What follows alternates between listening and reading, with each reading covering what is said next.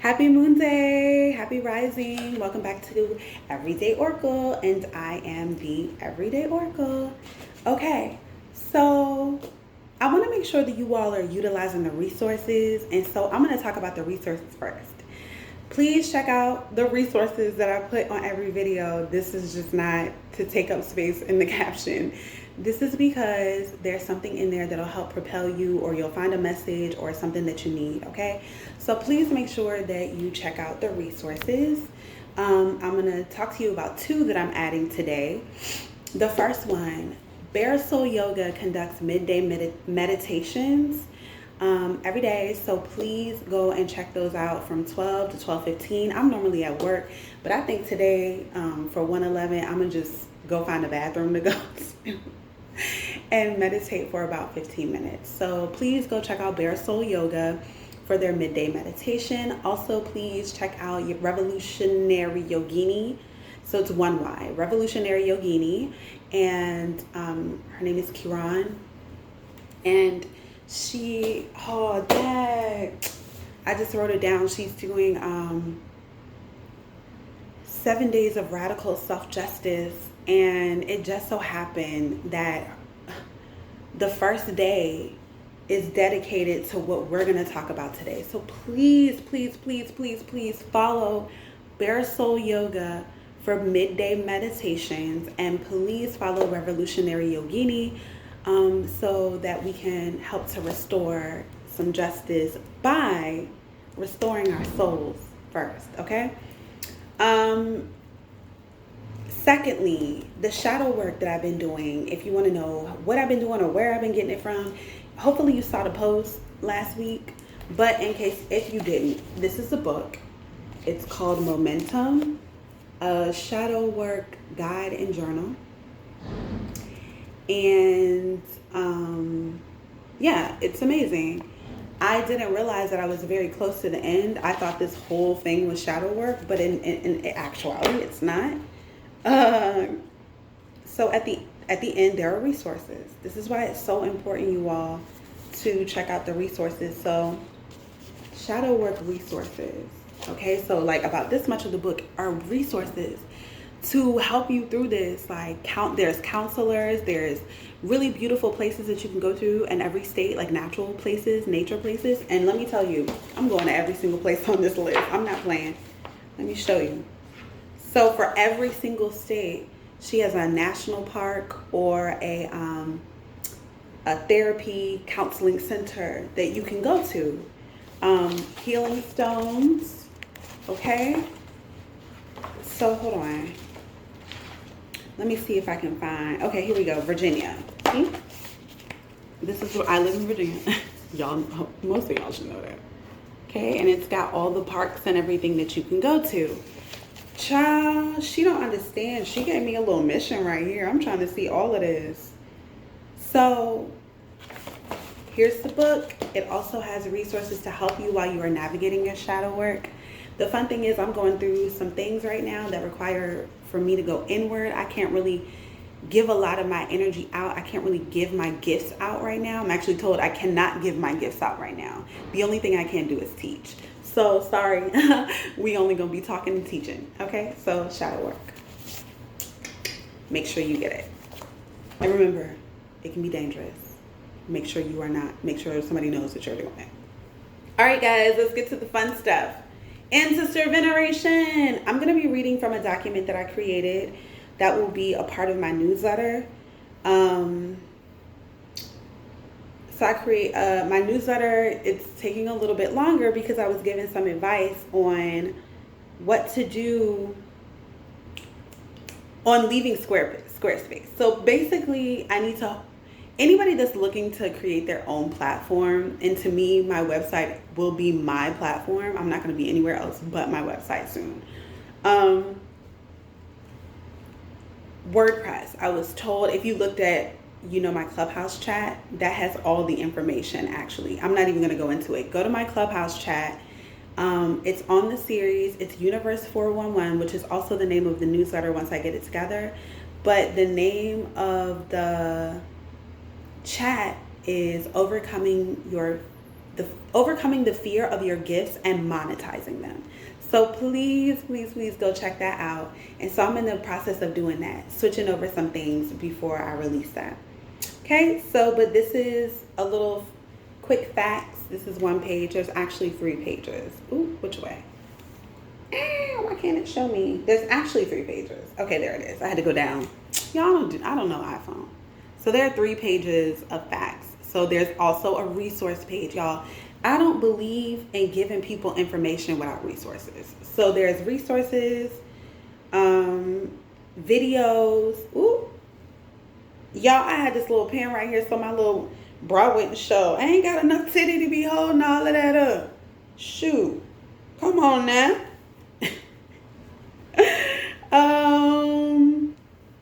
So yeah, resources and all that. So we're going to start. So what exactly is ancestor veneration? First of all, understand that your ancestors, it's not anything that you need to be afraid of. First of all, it's not. Ancestors are just angels that you know.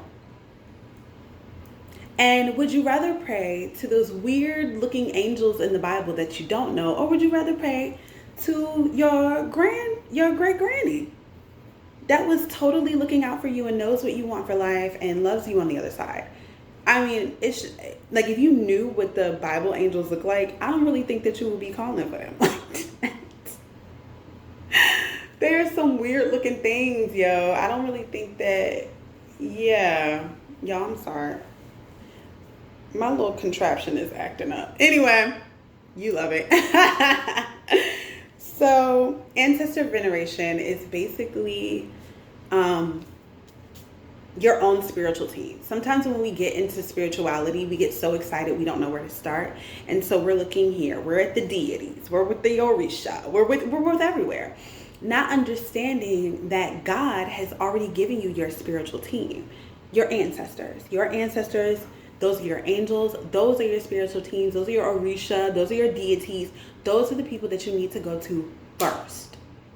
First. I don't give a flying damn if you think Oshun came to see you last night. I don't care. You need to ask your ancestors, was that Oshun? Because let me tell you, when I was going through my spiritual awakening back in 2016, I had been hurt really bad, and so I was going through some things. I had some gentlemen introduce me to deities. And of course, they said, you know, you're really giving me Oshun vibes. And I was like, oh, and I went on this quest and I searched for Oshun, and I did. I felt really connected to her. I didn't go as far as to go and make altars and things like that. But there would be moments throughout the day when I would, yo, that's crazy. There would be moments throughout the day when I would just say, you know, thank you for the sweetness of life and blah, blah. And so then she would start to show up in my dreams. Sometimes your ancestors will take on forms that you understand. So at that time, I wasn't privy to ancestor veneration. And so they showed up in a way that I would be accepting and understanding. And so it's a little trickster. It's a little trickster. But when you come into the realization that it was not just some otherworldly thing, it was actually your spiritual team, it's like, oh, I get it now. Okay, so before you go down the rabbit hole like I did, just go to your spiritual team first. Go to your ancestors first, okay? Your ancestors, so veneration is just honoring and paying homage to your ancestors through offerings and through prayers. Your ancestors, yours are only your bloodline. You can give thanks, or you can, you know, uplift or honor in the name of your craft other celebrity ancestors. Like, as a poet, if I were to uplift Maya Angelou, you know, okay, I can do that. But she does not belong on my ancestor altar. She's got her own love line. I'm sorry, that's what I call bloodline sometimes. When I'm upstairs, that's crazy how I said that. When I'm upstairs with my ancestors, I'll say love line. That's crazy that I brought that down here, because that's something I only say to them. So she's got her own love line to deal with.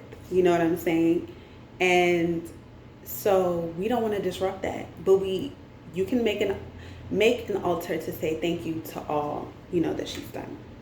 I have 4 minutes. I hate Instagram stuff. Like, this is stupid, yo. I hate it. Then they blocked me from live. Like, yo. Okay, so I think that's it. So you get it, right? Ancestor veneration is just honoring your passed on loved ones by bloodline, that have, by offerings and prayers. Okay. Secondly, if you're adopted, you can give offering and thanks to those that were taking care of you in the physical. What you might want to say something along the lines, I want to give thanks and I want to give gratitude to this soul that looked out for me in the physical. Please increase their love line. Please increase their bloodline. Because you are using your thanks to increase someone else, God will see favor in you. So that's fine that you do that. Okay? How do you set up an altar? First and foremost, you are the altar. Staying healthy, staying clear of any toxic energy, drinking water daily, you wearing your favorite things, smelling good, looking good. You are the altar. That's first and foremost. So when I tell you how to take care of the physical altar when you get it, you will see how it's just like taking care of yourself. You are the altar. Take care of yourself. Eat good foods. Drink fresh water daily. Wear and smell like your favorite things. Do things to lift your vibration. You are your ancestral altar first. Aside from their favorite things and their favorite liquor and shit like that, you literally have their favorite nose, their favorite lips. Y'all, my little contraption is showing. I don't care. At least my bra is Savage Fenty. And so, yeah, so, you know what I'm saying. You get what I'm saying. Yes, Big Ma loves Big Red gum and it's on her altar, but she don't love that more than she loves to see the freckles on my face because they look just like hers. Okay, so take care of yourself. That's first and foremost. But once you are ready to have a physical representation of your ancestral altar, excuse me, what you will do is have a clean surface, preferably where there is no foot traffic, which is why my ancestors have their own room. Yo, also, if you promise your ancestors something, you better fucking give it to them. One time when I moved, I told my ancestors that I would give them the second bedroom and I didn't, and my life was shit. I'm not joking. So when I moved into this house, immediately I was like, here's your room. Don't give me no lip. I'm sorry. Here you go. Things have been great ever since. So, make sure that whatever you say you gonna do for them, you better deliver, or the consequences shall be swift. So, you want a clean surface, you want a white cloth, keep it very simple.